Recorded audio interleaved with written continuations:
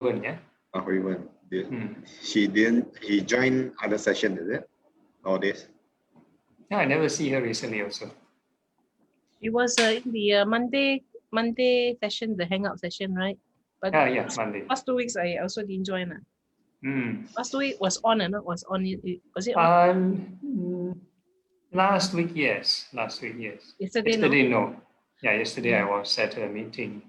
I see. I usually see her on the Monday, during the Monday session.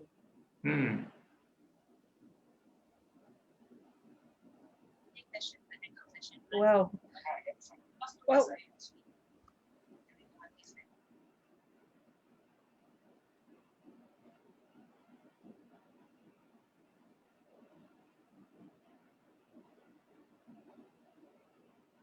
I'm just looking through my folders and see what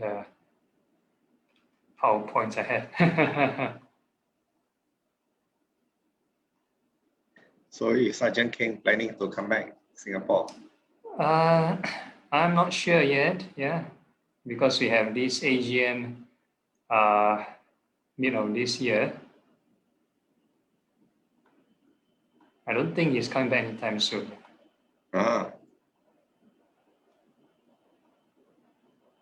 So have you all taken the vaccination?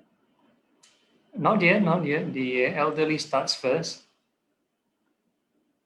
But you are registered already, no, we haven't received the letter. The elderly batch will receive first. So those who receive the letter, then they can make the appointment. Over here, we have to register ourselves. Okay, all right.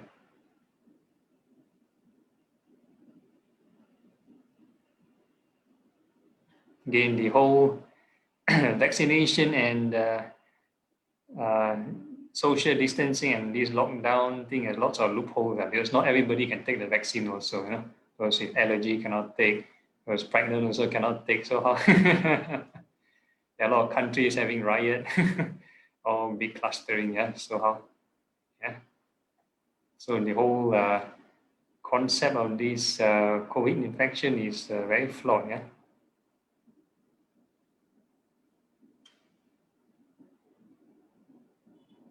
And once in a while you hear animals having COVID and they go and cull the animals, Really, yeah.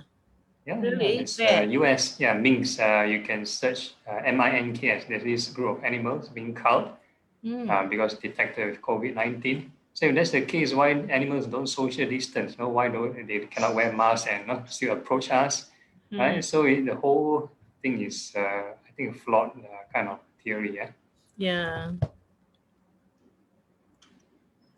Also haven't seen Sinui for a while, yeah. Yeah. I'm busy already. Yeah. He was also waiting for his vaccination. Bante, shall we start? Okay, 8:30 already. Thanks, Bante.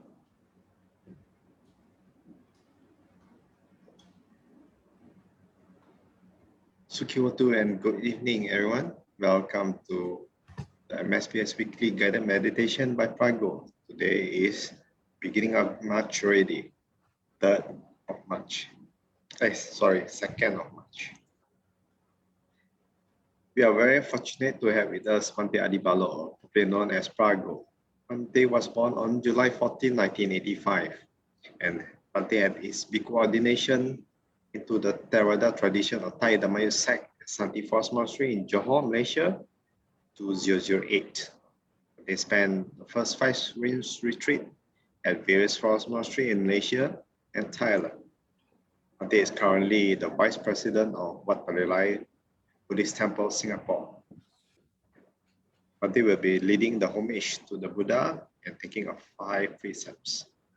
Now let us compose our minds, put our palms together, and welcome the day. Over to you, Bante. Okay, thank you, Terence, for the intro. So now we are going to do the opening chant, the homage. Namo Tassa Bhagavato Arahato Samma Sambuddhassa. Namo Tassa Bhagavato Arahato Samma Sambuddhassa. Namo tassa bhagavato arahato samma sambuddhassa. Three refuges. Buddhang saranang gacchami. Dhammang saranang gacchami. Sanghang saranang gacchami. Dutiyampi Buddhang saranang gacchami. Dutiyampi Dhammang saranang gacchami. Dutiyampi Sanghang saranang gacchami. Tatiyampi Buddhang saranang gacchami. Tatiyampi Dhammang saranang gacchami. Tatiyampi Sanghang saranang gacchami.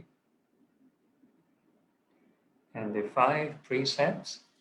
Panatipata Veramani Sikkhapadang Samadhiyami. Padinadana Veramani Sikkhapadang Samadhiyami. Kamesu Michachara Veramani Sikkhapadang Samadhiyami. Musawada Veramani Sikkhapadang Samadhiyami. Sura Meraya Majapamadatana Veramani Sikkhapadang Samadhiyami. Sadhu, sadhu, sadhu. Okay, so good evening to everyone. So today should be the last lesson of this Maha Satipatthana Sutta, right? So we've covered quite a number of lessons, I think more than 8 lessons. So today is the final one, yeah? So we are going to move all the way to the last point. We've already covered the 4 Noble Truths, right? There's like the basic Buddhism, but this basic a bit more detailed, right? What's the Noble Eightfold Path, right? The 4th Noble Truth, which we have already covered in detail. So we move on. Okay, next, we are going to move on to the last segment actually. Yeah, so again, actually we are going to cover this last week. Yes, whole idea of this Dhammanusati, mindfulness of the phenomenon or mindfulness of mental qualities or mindfulness of the Dhamma, depending on the translator. This one, right, we covered the 5 hindrances, 5 aggregates, right, 6 sense bases, and 7 factors of enlightenment, and lastly, these 4 noble truths. So whatever Dhamma, right, they are also subject to impermanence. Very interesting, right? 4 noble truths also impermanence.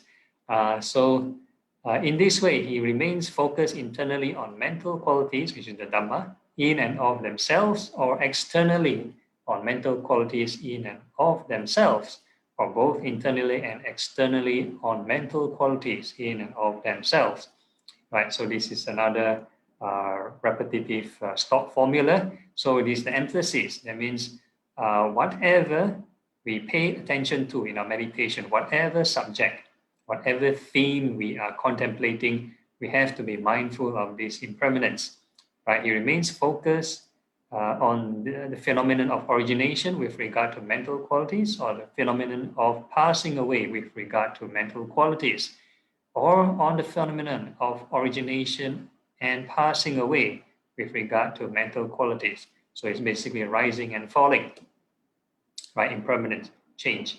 So it can be done internally, observing yourself, within your own body, or your own within this parameter of the body. You can observe 4 noble truths, right? Is there suffering? Like in meditation, why do we feel maybe tension or stress? It's because of that is suffering.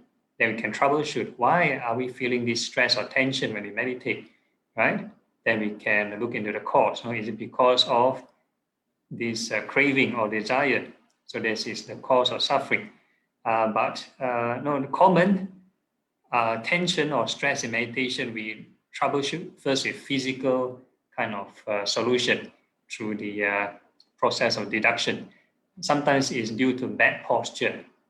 Bad posture causes stress, tension. Some people meditate, they say they have headache or certain stress or tension.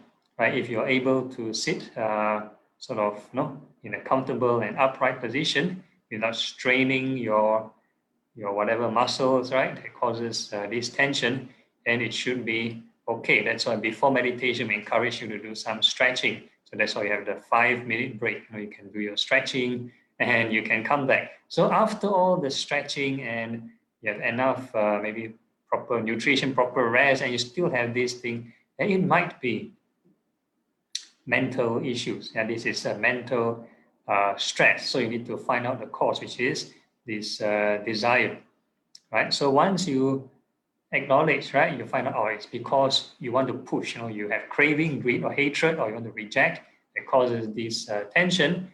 Then you start to apply the Eightfold Path, which is the path leading to the cessation of this stress. So so this is impermanent. So this stress is always coming and disappearing, coming and disappearing. So it's changing all the time, can be internally or externally. So even looking outside, looking at the screen can be stressful.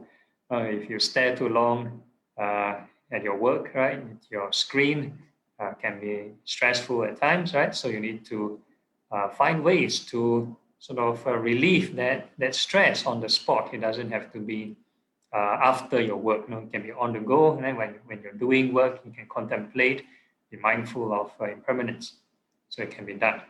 And the last paragraph for his mindfulness, that there are mental qualities, is maintained to the extent of knowledge and remembrance, right? And it remains independent and sustained by not clinging to anything in the world. That is how a monk remains focused on mental qualities in and of themselves, with reference to the Four Noble Truths. So basically, the whole idea is when you observe rising and falling, is not to observe with some people have wrong intention, or they want to observe because they think it's more superior. I can observe the rising and falling. Yes, I'm a great meditator. So it's may not be a right intention. So the whole idea is to practice this detachment. Right? So the more you observe this rising and falling, then you're supposed to sort of not cling onto that object anymore. Right? So the mind is more and more detached, and less greed and less clinging. Okay, next.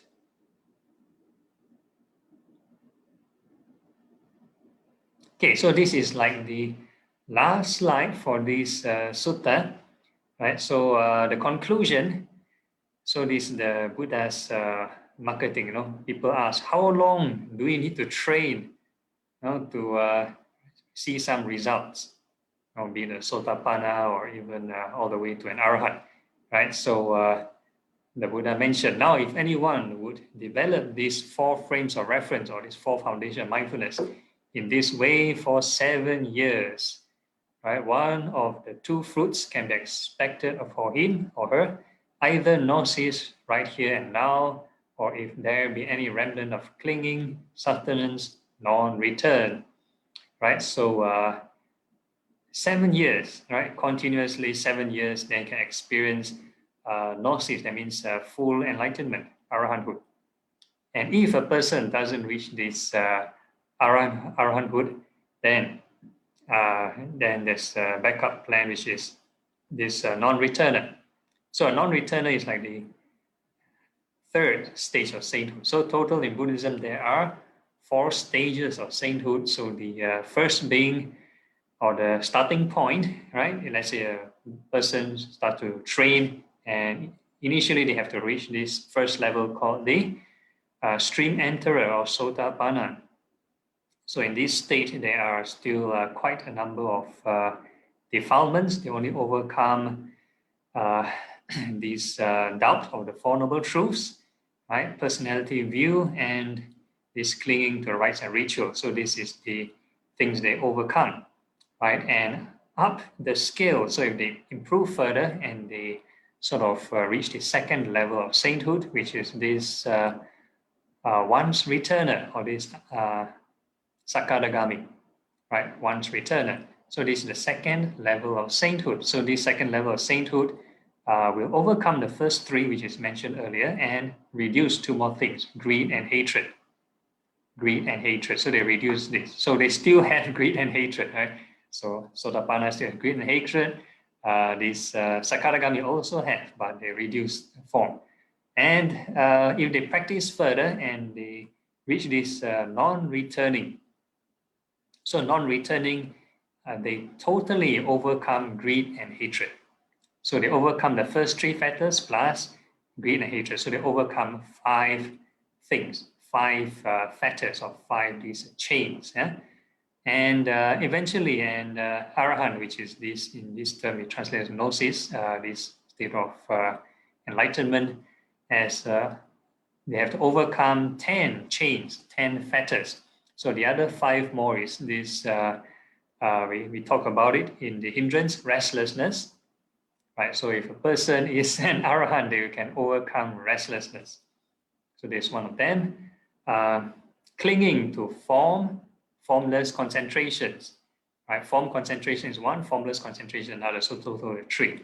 And they have this overcoming of this ignorance of the Four Noble Truth, Eightfold Path. And last one is conceit, the sense of I, sense of this ego, right? So they overcome all these things. So this is an Arahant. So 7 years, this is what the Buddha mentioned, 7 years. If you are not continuously hardworking, 7 years. But some people more special, maybe they more talented or they have more merits. And let alone 7 years, right? I read from the second paragraph. If anyone would develop these four frames of reference in this way for 6 years, so you give discount, no? 6 years, still, if you can be faster, 5 years also can, 4, 3, 2, 1. 7 months or more discount, then 6 months, 5, 4, 3, 2, 1 month, half a month, 7 days, right? Wow, so fast. Now it's 7 days. From 7 years reduced to 7 days, right? One of the two fruits can be expected from for him, either gnosis right here and now, or if there be any remnant of clinging, sustenance, non-return. So we've been running this class for how many months already, right? So not everyone has a different level of we call it enthusiasm or effort, right? So it gives different kind of results. Okay, so this is the direct path for the purification of beings, for the overcoming of sorrow and lamentation, for the disappearance of pain and distress, for the attainment of the right method, and for the realization of unbinding. In other words, the four frames of reference. Thus was it said, and in reference to this was said, and everyone was happy, right? This that is what the Blessed One said, gratified. The monks delighted in the Blessed One's word. So this is the end of the sermon, end of the scripture, right? So to sum up what we've covered, because we mentioned so many things, mindfulness of the body, so many points, so many parts to remember, right? Mindfulness feelings and mindfulness of mind, so many states of mind to remember, and mindfulness of the Dhamma, so many points, right? So we have another sutta to simplify this four foundation of mindfulness, which is called this Satipatthana Vibhanga Sutta, analysis of the frames of reference, analysis of these four foundations of mindfulness, right? So this can be found in this Samyutta Nikaya. Next. Okay, so the same thing. There are 3 segments in this sermon. 3 segments, right? First is the Buddha, he mentions, I will read from here. I will teach you the frames of reference. So this is the first segment of the scripture, which is the 4 foundation of mindfulness. What is it about? He's going to define these 4 frames of reference. And the second segment is their development. So I highlight in a different color. And the third segment and the path of practice leading to the development. Right, so there's total of 3 segments to this sermon. Right, so listen and pay close attention. I will speak. So he defines what are these 4 frames of reference or 4 foundation of mindfulness. So in this case, right, very repetitive, from the past few series. First is remains focused on the body in and of itself, ardent, alert, and mindful, per sight, greed, and distress with reference to the world. So this is the first one, body. Right. Second, the same thing, mindfulness of the feelings. Third, mindfulness of the states of mind. And the last one, fourth, mindfulness of the mental qualities or mindfulness of the Dhamma, depending on who translates it. Right. So this is the 4 things, which is the definition of this right mindfulness. So we are not going to talk about mindful of the economy, mindful of the COVID situation. Yes, it's good to be mindful and aware of all these things. These are called circular mindfulness. If the more you're mindful, the more anxious you get, the more worry and anxiety, then that isn't the right mindfulness. The spiritual mindfulness, or in this case, the right mindfulness, is the way you focus to the extent where you can reduce greed and distress. Right, so anything you're so aware of environment and surrounding until you're so distressed, then that is not the right mindfulness we are talking about. Okay, next. Okay, and what is the development of the frames of reference? So this is the second portion of the scripture, which is what to do exactly. What is the development? How to develop these 4 frames of reference? Okay, so there is a case where a monk or yogi meditator remains focused on the phenomenon of origination, right? So very repetitive. With regard to the body, remains focused on the phenomenon of passing away, right? Rising and falling. With regard to the body, remains focused on both phenomenon of arising and passing away with regard to the body. Ardent, alert, mindful, putting aside greed and distress with reference to the world. Right, so same with feelings, mind, and the Dhamma. So these are the 4 foundation of mindfulness. So if you never mention origination and passing away, so people think, just look at the body, look at the feeling, right? Look at the mind, just be aware of the awareness. Just stay with the awareness. So a lot of people have some of them receive this kind of instruction or misinterpret this instruction. So they stay with the awareness. So they think they know. Stay with the knowing. Stay with the knowing mind. So they know. Anybody also can know, right? A criminal also can know. A thief also can know, right? A non-meditator also can know, right? Whatever we are doing, we know. But does it reduce this greed and this distress? So the technique to reduce greed and distress is through constant mindfulness of impermanence. It is only through impermanence, right, this rising and falling, which makes the mind dispassionate towards whatever you're clinging.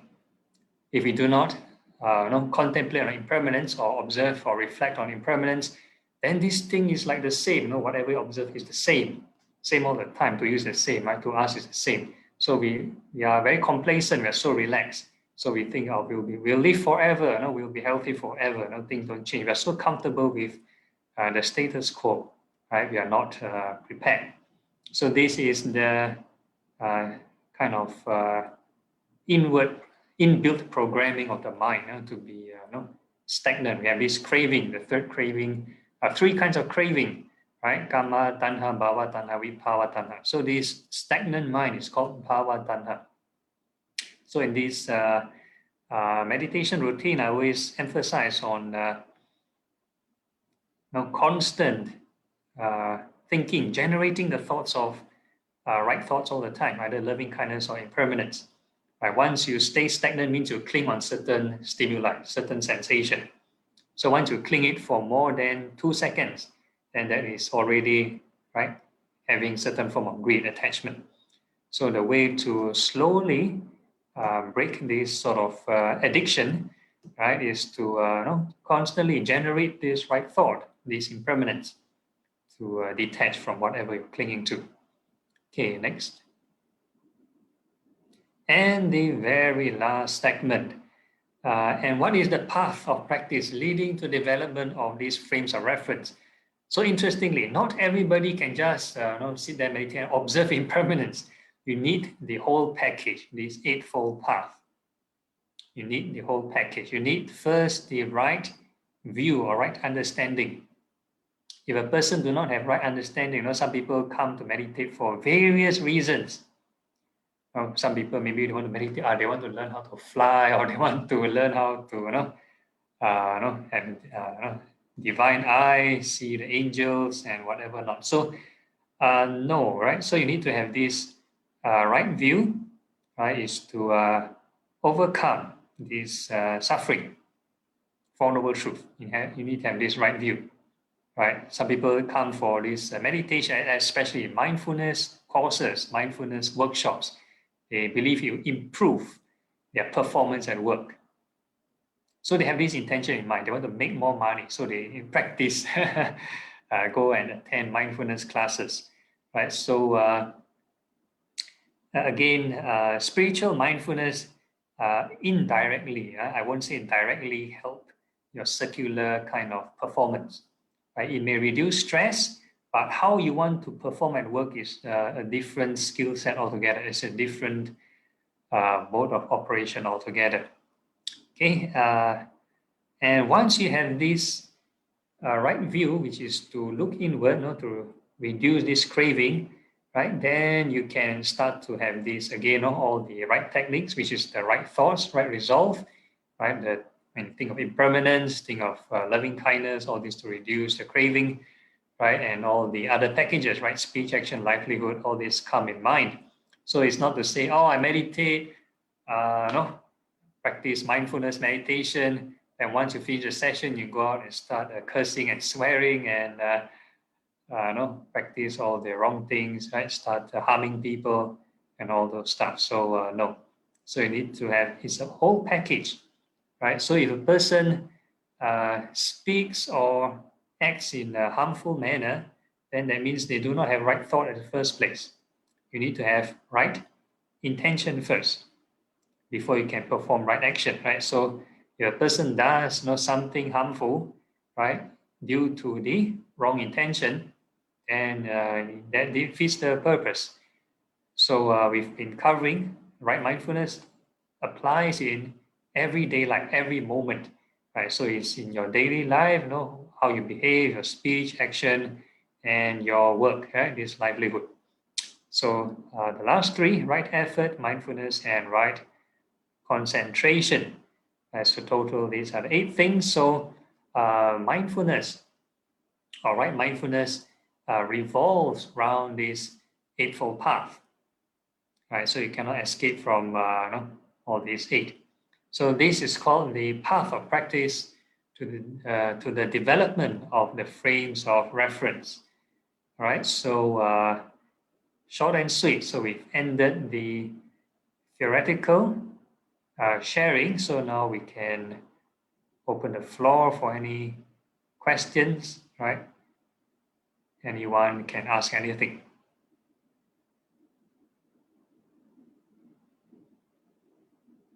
Or on the Facebook comments.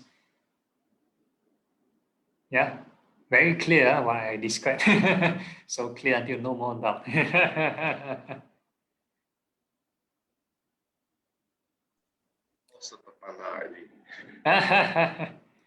No question, huh? Okay, so if there's really no question, then again we have this short break, right? You can do your stretching, go to the toilet break, and we come back, then have this final meditation session for this particular topic.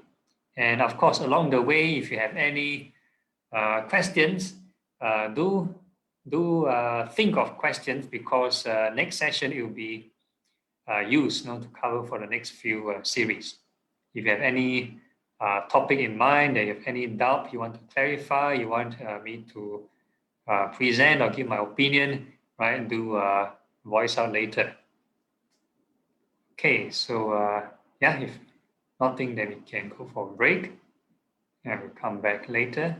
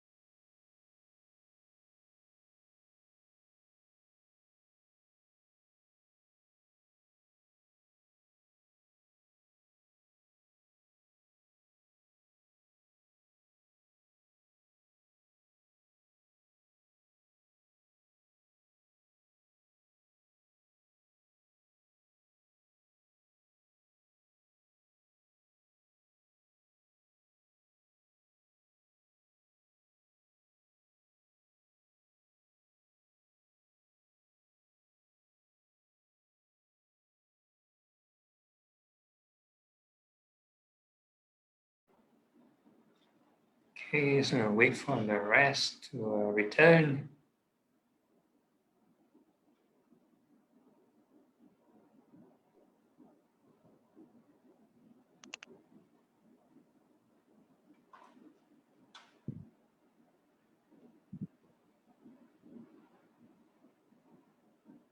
Okay, so I assume the rest are not turning on their cams.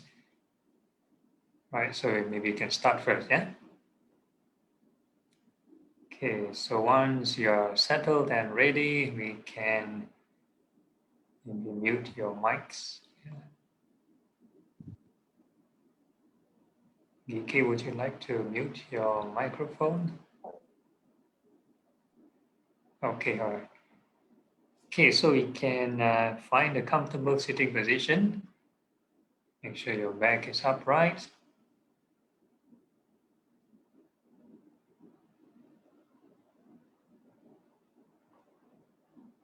And the body relaxed.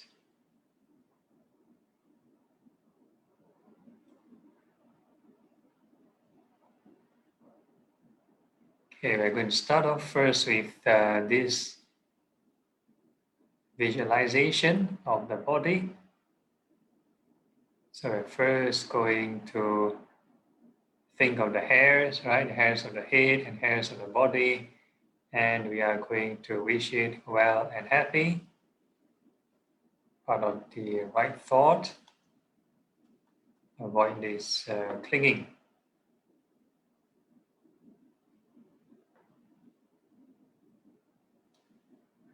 Or the aversion to the hair. Right? We're going to wish all the hairs, head to toe, may they be well and happy.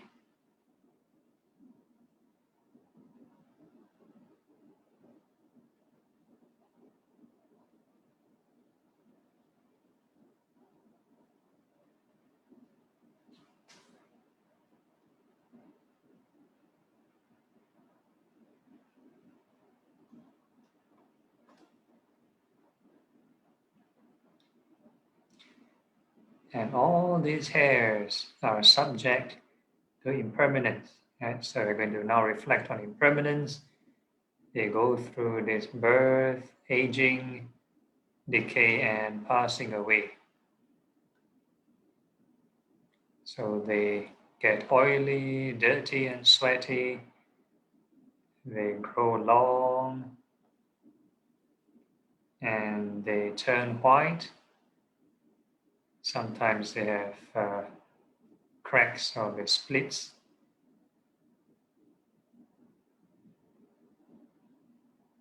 And eventually they fall off. So hairs keep falling every day.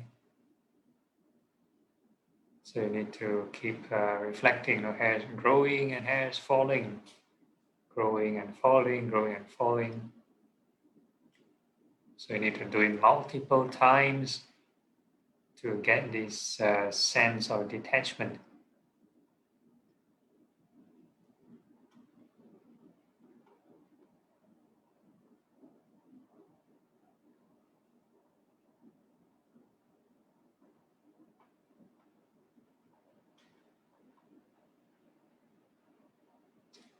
So we normally cling onto an object for happiness. So when we do not cling, right, when we reduce this clinging or we have this detachment, then the mind will settle and seek this inner happiness.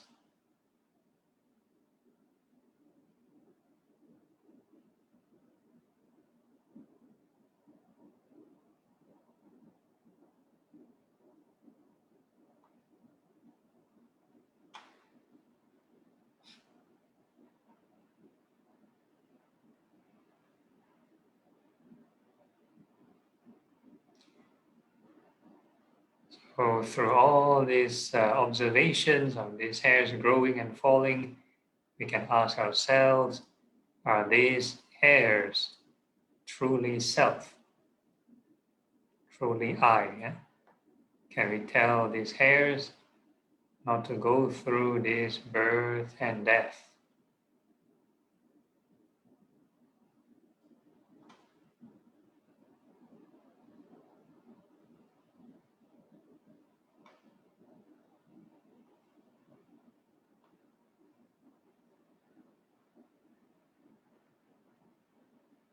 Okay, and the next part of the body, we are going to visualize the nails. The fingernails, may they be well and happy. And all the toenails, may they be well and happy.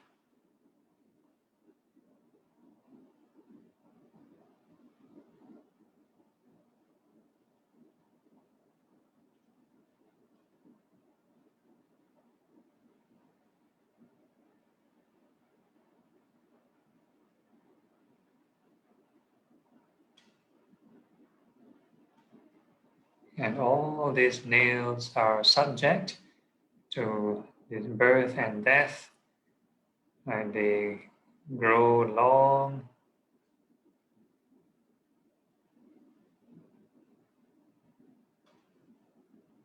And so these nails, they get dirty.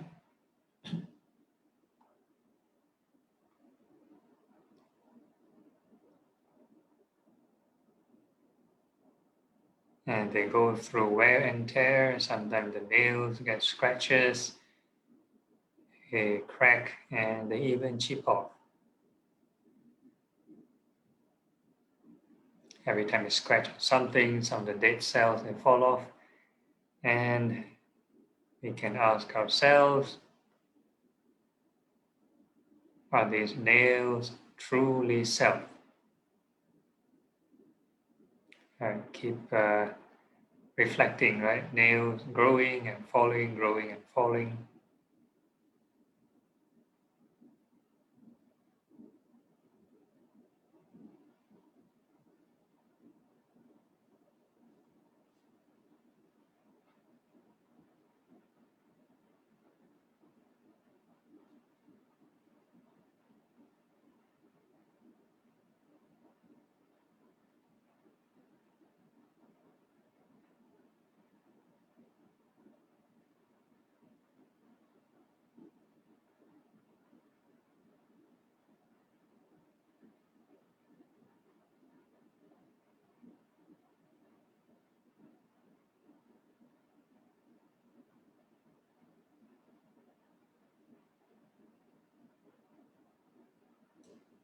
Okay, and the next part of the body we're going to visualize is the teeth, all the teeth inside the mouth. May they be well and happy. So you wish all the upper rows of teeth well and happy. And may all the lower rows of teeth, may they be well and happy.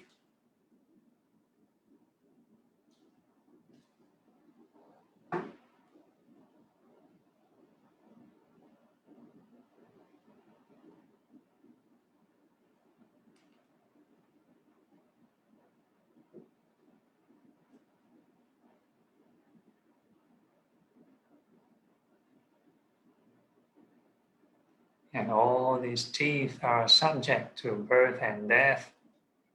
Right? They change in shape and size. They get dirty. They discolor. Or the plaque build up, turn yellow, and turn brown, and decay and turn black.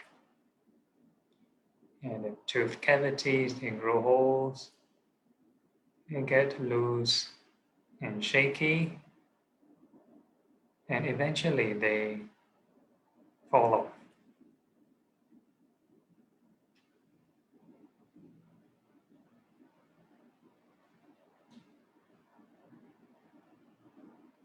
So the teeth, maximum they can fall off twice, so you can think of grinding, teeth grinding,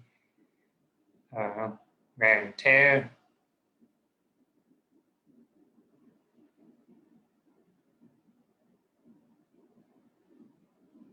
And we can ask ourselves, are these teeth truly self?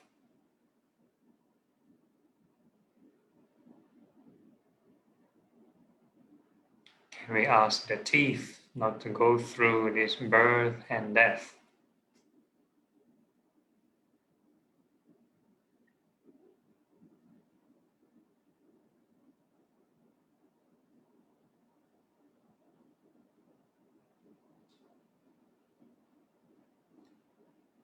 Okay, and the next part of the body, we're going to visualize the skin and the skin that surround the whole body. May they be well and happy from head to toe. We wish all the skin well and happy.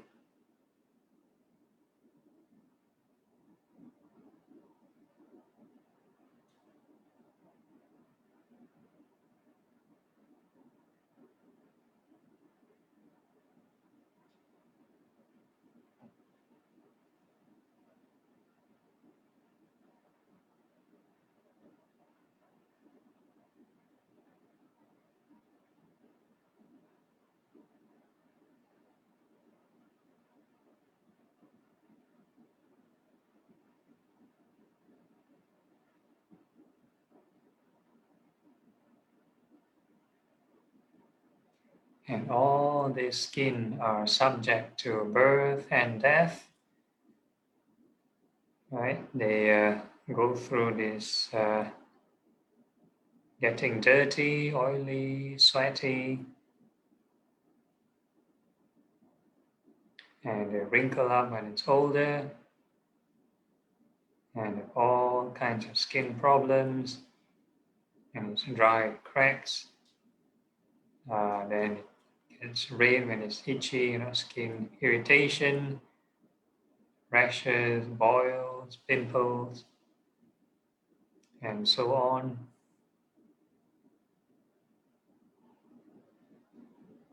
And the skin will eventually fall off. Lots of skin falling off every day.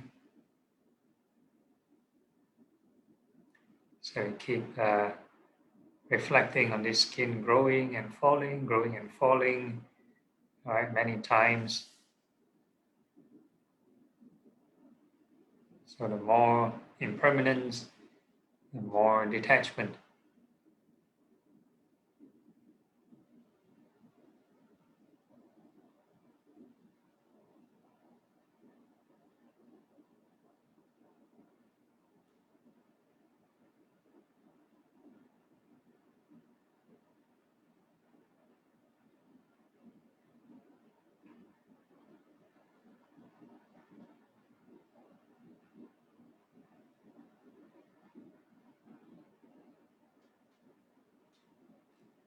So this is part of the mindfulness of the body contemplation, and also mindfulness of this mind door, because there's also mindfulness of the Dhamma, part of the fourth foundation of mindfulness, the sixth sense base, when you are imagining an image, your body parts, because you're not seeing with your eyes, you are imagining it with your mind. So all this is your mind door. So whatever you visualize, right, is subject to clinging, and also can be subject to detachment. Depends on how you think. If you do not have right thoughts, then you cling. If you have right thoughts, then you detach. Okay, so this the first phase of meditation. So the second thing we are doing is now feeling the entire body. So earlier on, we're just visualizing external parts. So now we're going to feel the entire body from head to toe, including the internal parts of the body, internal organs. Right, so starting the crown of the head. So imagine it's like X-ray or ultrasound kind of scan from head to toe, MRI scan, right? Head to toe. So this scanning is a thought of loving kindness. So your attention, when you think from head to toe, you wish that part of the body well and happy. So you slowly scan downwards. So whatever sensation you feel at that particular point or that particular part or area, right? Just wish it well and happy.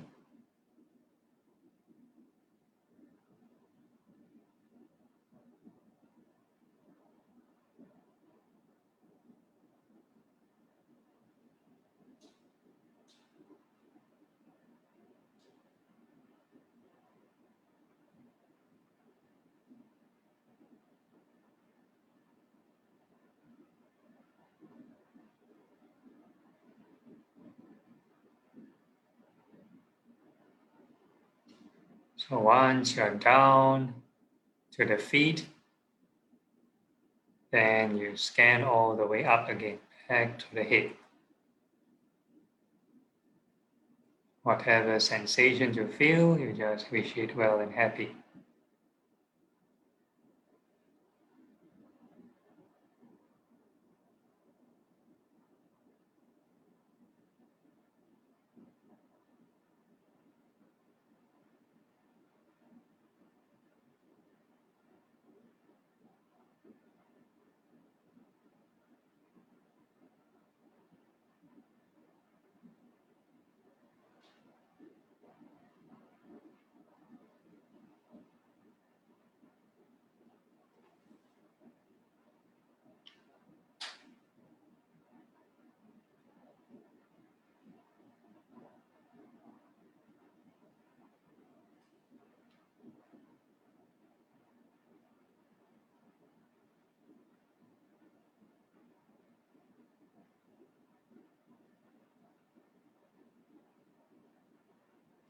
Okay, once you're scanned up and down, then now we're going to spread this entire awareness throughout the entire body. I wish the entire body simultaneously well and happy. So you're going to feel the whole area of the body.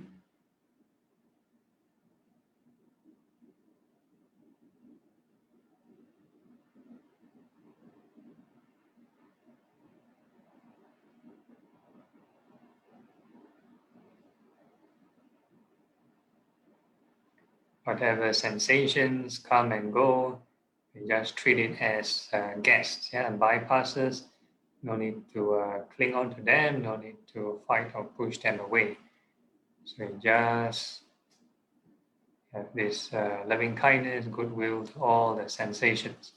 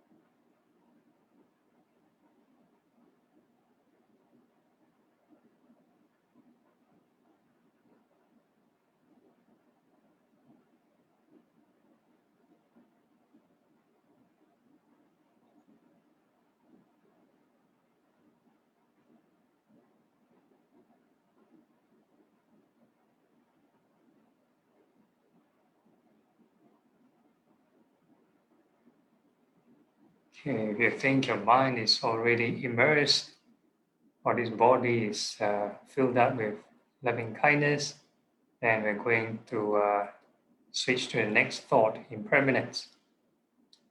Right? This whole body that you're feeling right now, right, all these sensations that come and go, you have to sort of observe it's arising and passing away.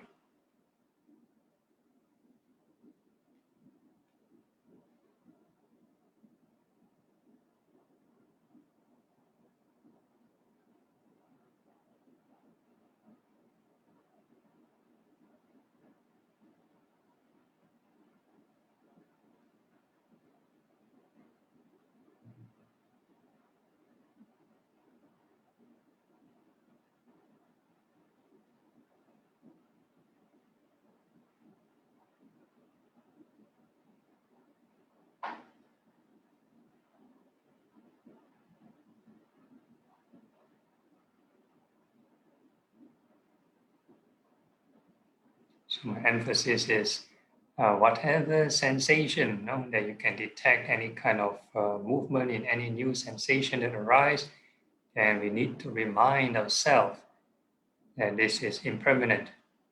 We need to generate, deliberately generate the thought that this is impermanent. Whatever label you use, birth and death, rising and falling, in constant change, you just need this reminder.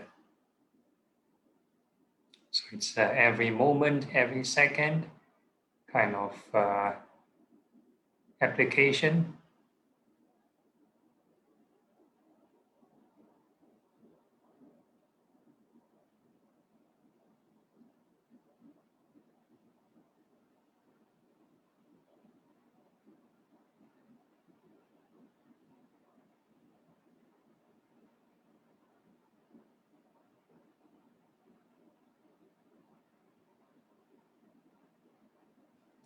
Or like this, not to let the mind stagnant.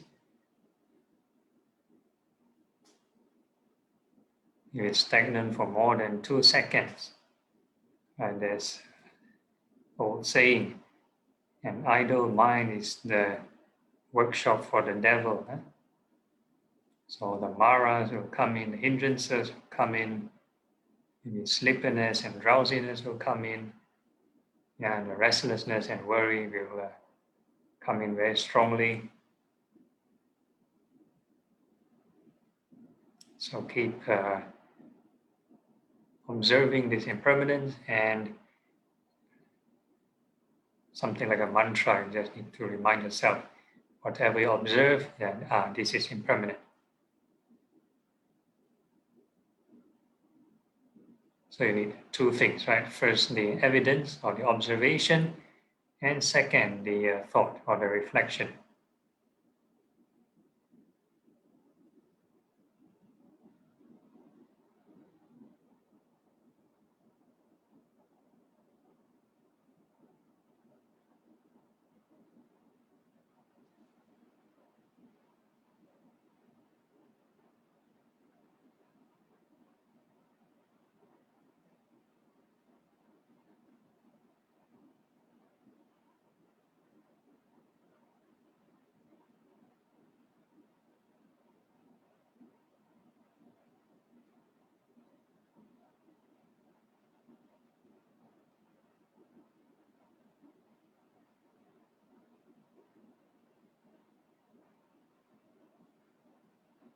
It is just mindfulness within, internally, still within the body or the perimeter of the body,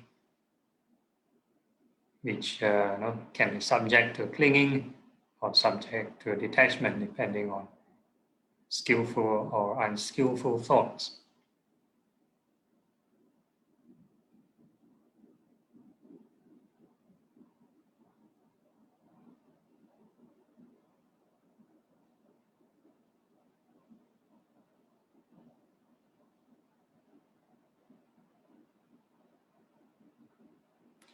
So now we're going to try to be mindful externally. So now we are going to deliberately extend this attention outwards. We are going to wish all beings in front well and happy.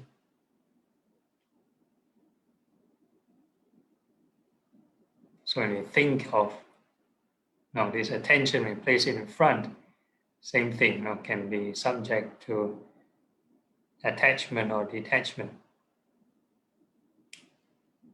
So do you feel any strain or stress when you direct your attention to the front? So if there's stress, that means you need to apply this Fourth Noble Truth to reduce this detachment.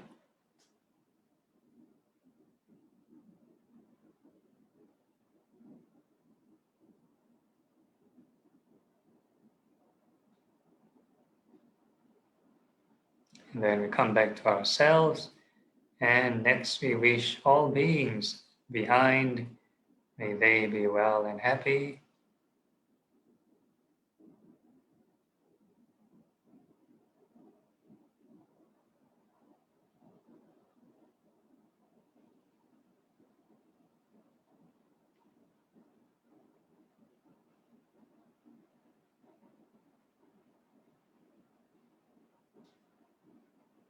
And we come back to ourselves, and we wish all beings on the left well and happy.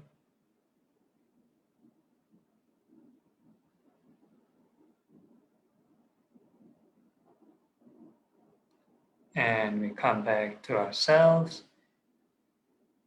And we wish all beings on the right well and happy.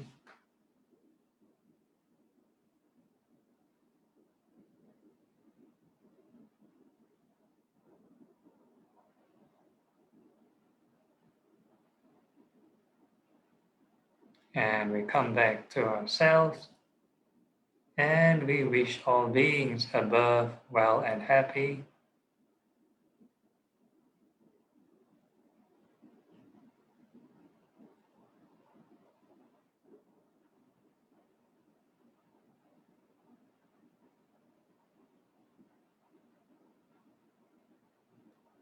And we come back to ourselves.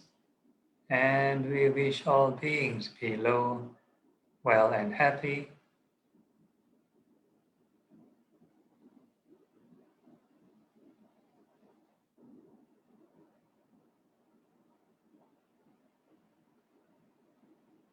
And we come back to ourselves. So the same thing, we fill this whole body again with loving kindness or this impermanence.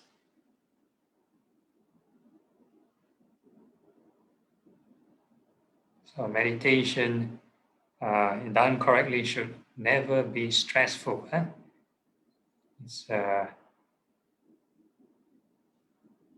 should be trying to overcome stress.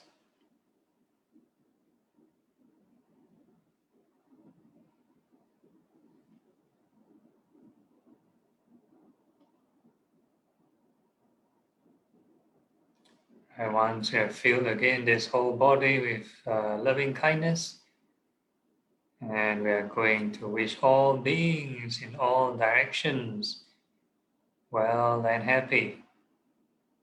Right, above, below, and all across simultaneously. May all beings be well and happy.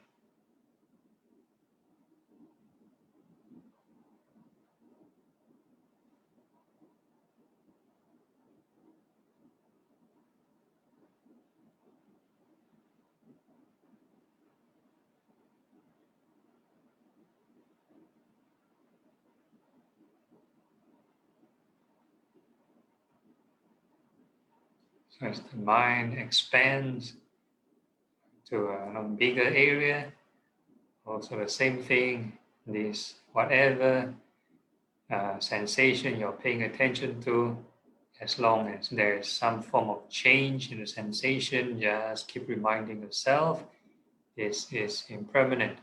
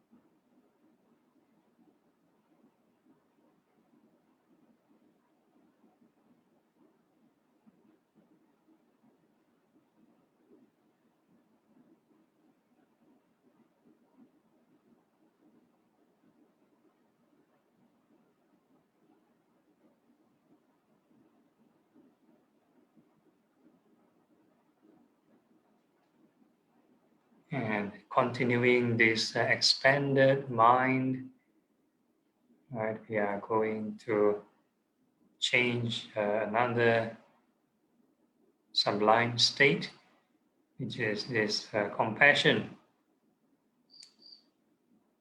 So all beings in all directions are subject to change all the time, subject to birth, aging, decay, and passing away.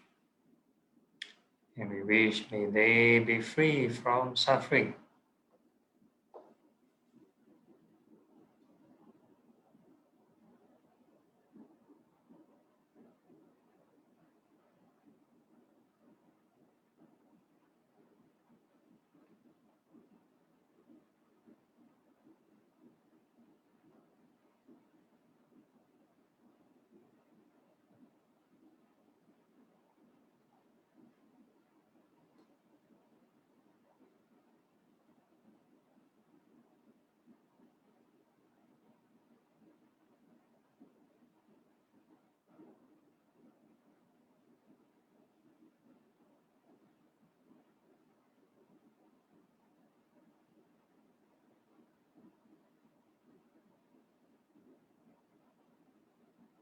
So compassion practiced correctly, coupled with wisdom, which is impermanence, right? Should be the moderate or the middle path.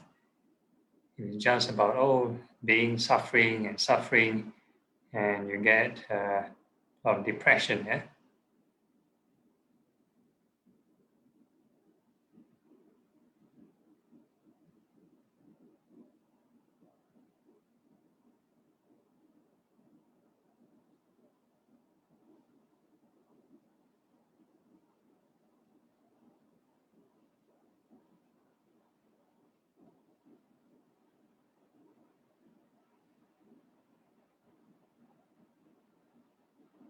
So whatever state of mind, non-anger, so compassion is one of them, has to be viewed with impermanence.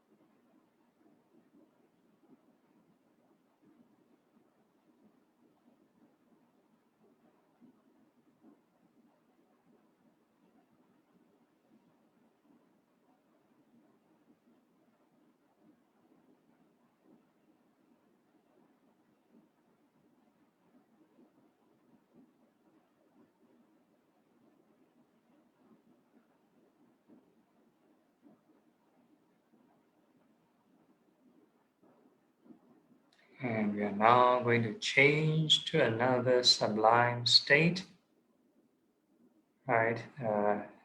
So now this is appreciative joy or rejoicing.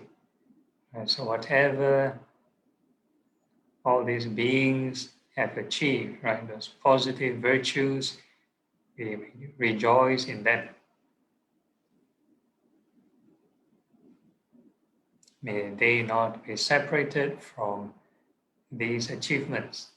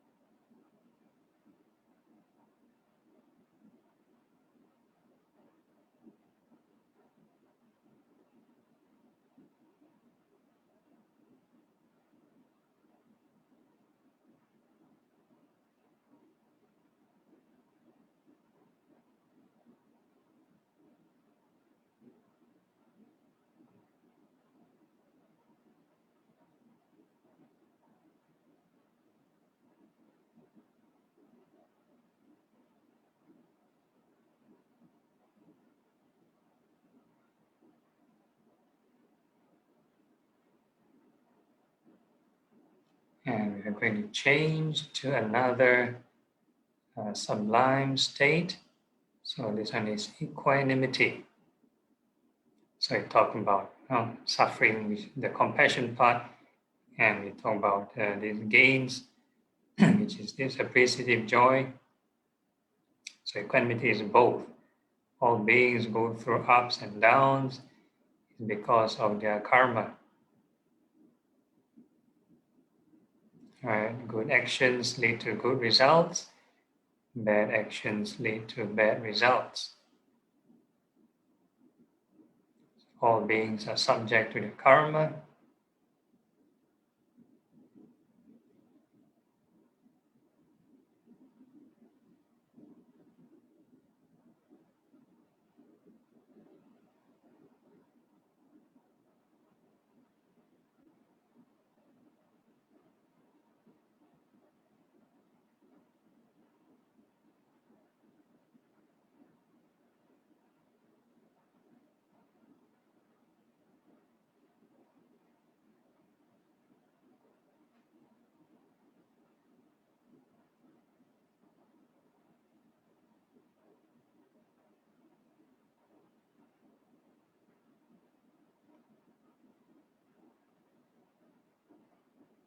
So it's an individual perspective as well, in an expanded state of mind. Whatever sensation you feel, pleasant or unpleasant, is due to karma. Good karmas lead to pleasant experience, bad karmas lead to unpleasant experience.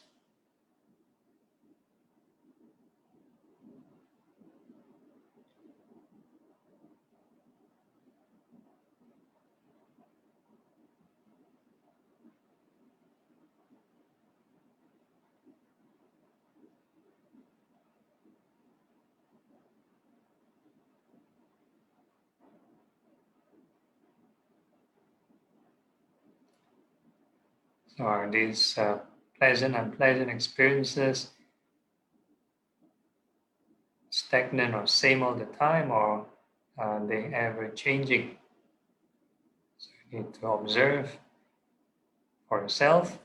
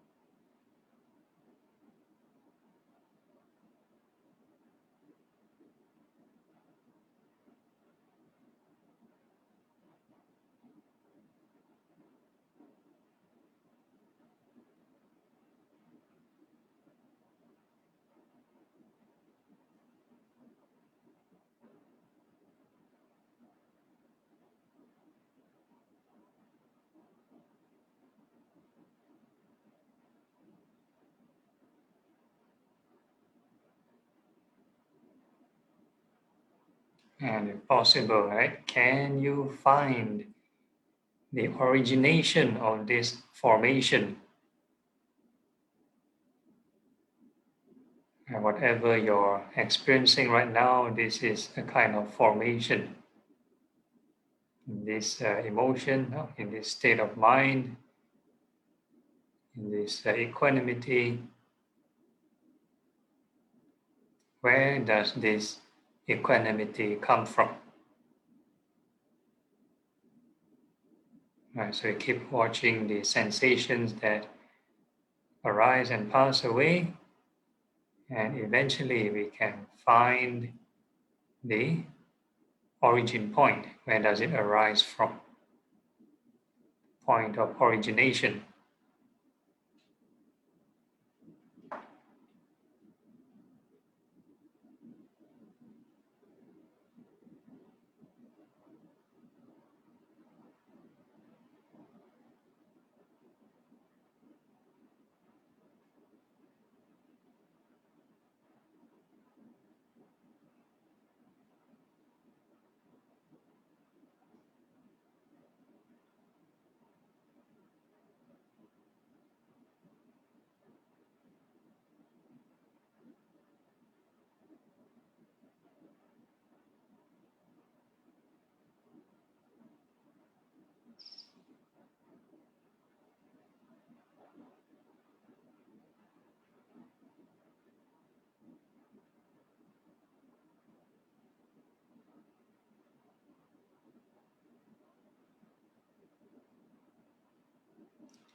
Are you curious to know, right, where your suffering comes from, or where your craving comes from?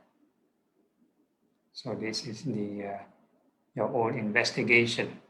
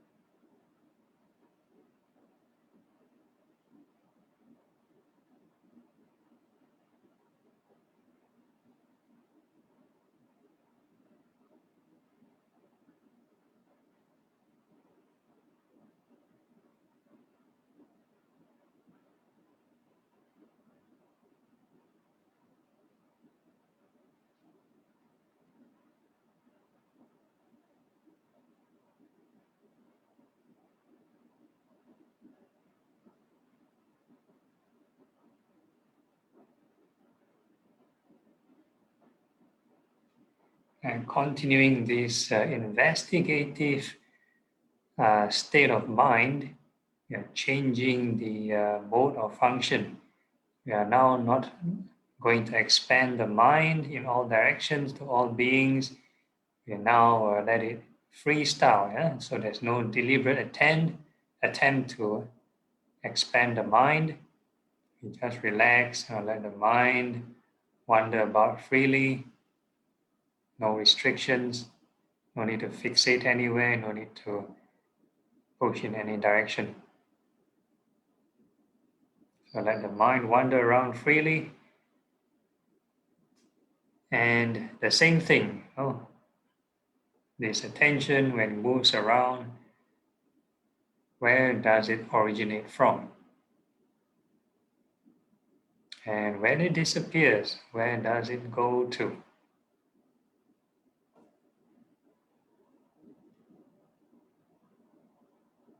Now it looks very Zen already. There's a Chinese saying, 生从哪儿来，死往哪儿去。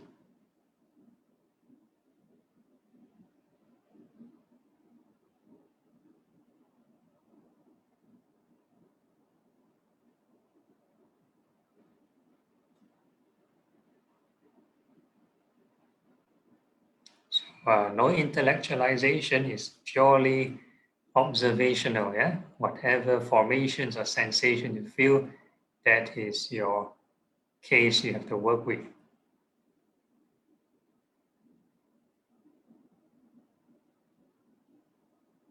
So this attention, you have to keep observing. All right, where is your attention now? So if I'm talking, most probably your attention is to my voice, but if I stop talking, where is your attention now? So every moment you have to keep track. Where is your attention?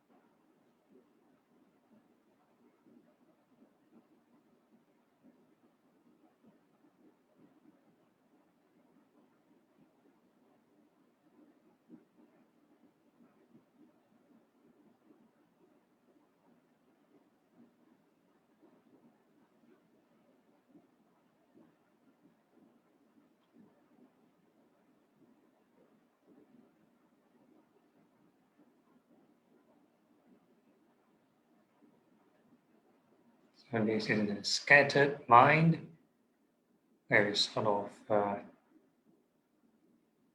spend most of our time in this mode, yeah?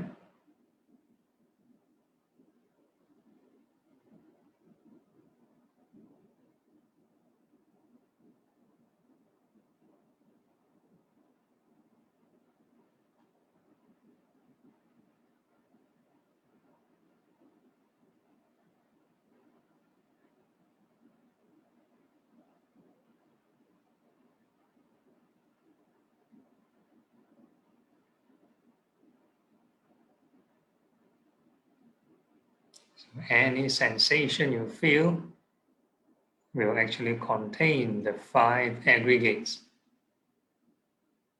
So the 5 aspects of this sensation, the experience, firstly is called the form.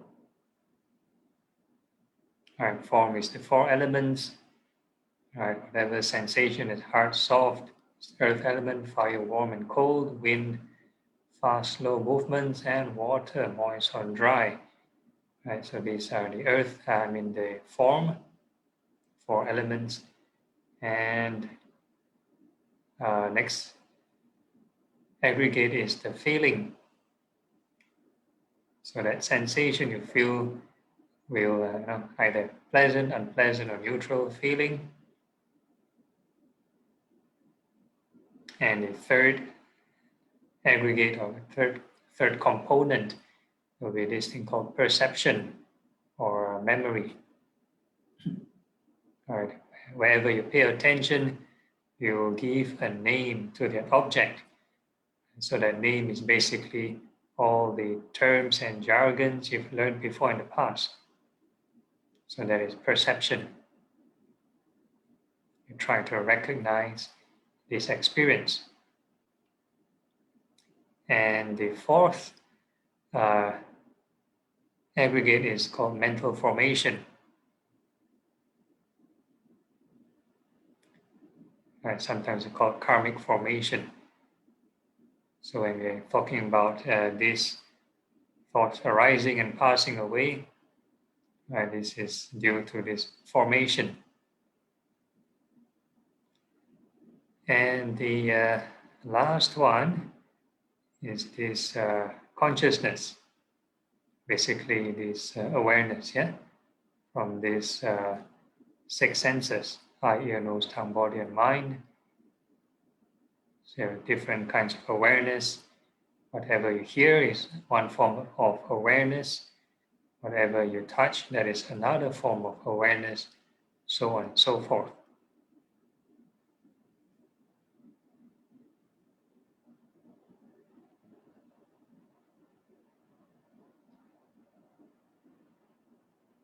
So the mind or these 5 aggregates or even this attention, is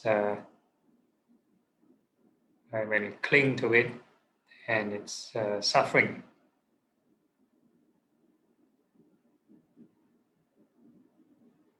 So when you observe this arising and passing away, we are slowly sort of creating this detachment to these 5 clinging aggregates.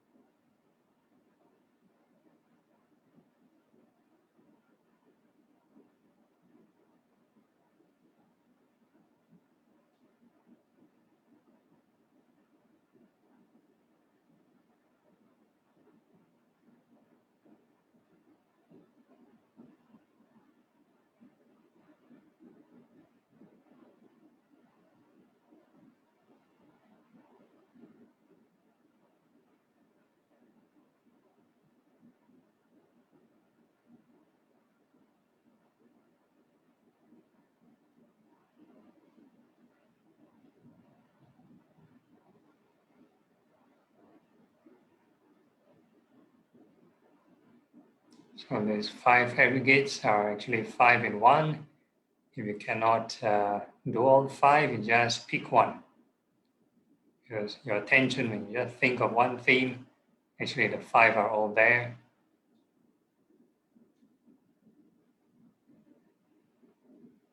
So basically, whatever theme you are reflecting, it is a form of perception.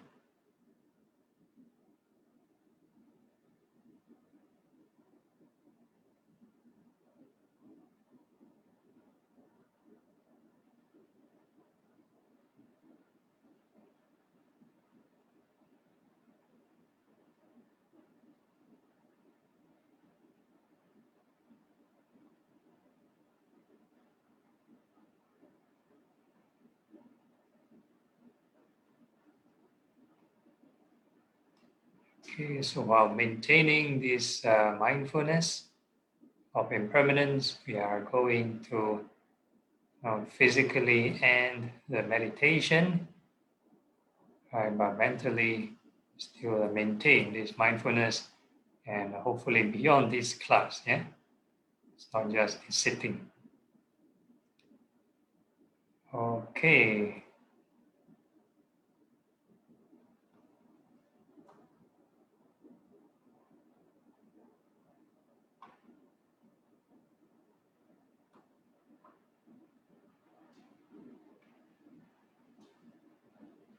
Any questions, problems, or suggestions for next week's topic?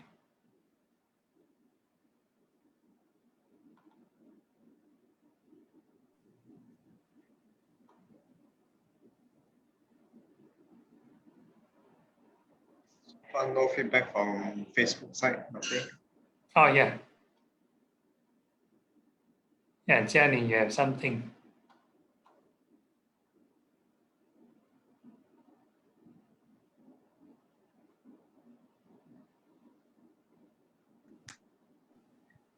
Ante, Yes. question. Because you highlight to us that you want us to reduce, have the metta and reduce remind ourselves of the rising and falling. Yeah, correct. So I actually try this exercise like when I'm walking. I try to recite like may all beings be well and happy and all beings be free from suffering. So I find that it is quite helpful. But I would like to know if there is any similar phrase but for reminding myself for rising and falling today. Oh, okay.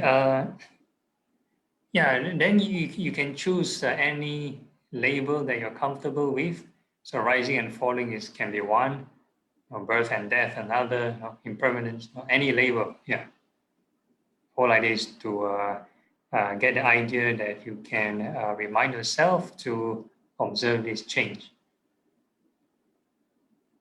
Can we go through like the 5 aggregate or the 4 foundations? Rising, falling? Yeah. Anything will do. No problem.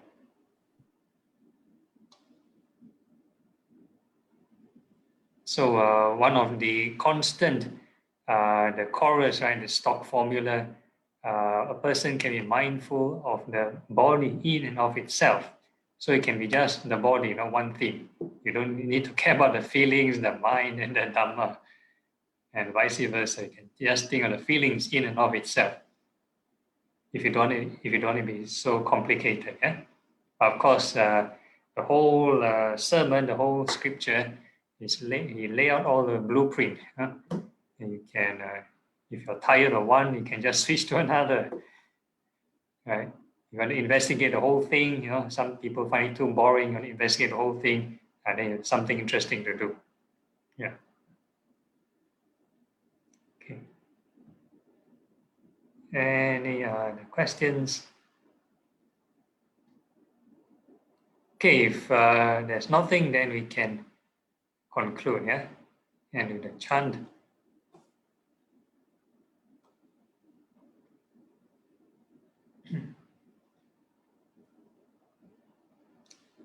Okay, the dedicating of merits.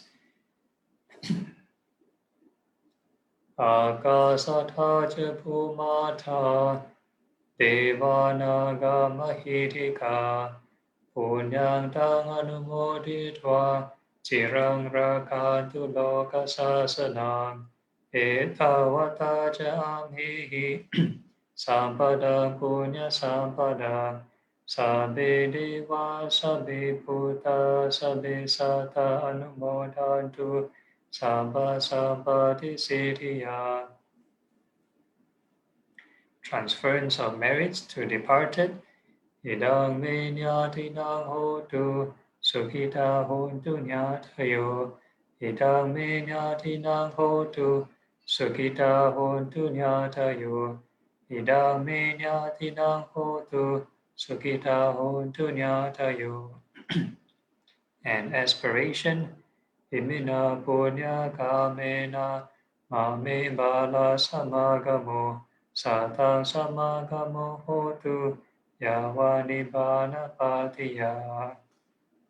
Sadhu, sadhu, sadhu. All right. Thank you very much, Bante. No problem. See you next week. Okay, see you next week. Thank you, Bante. Bye, good night. Sadhu, sadhu, sadhu. Thank you, Bante. Bante. Problem.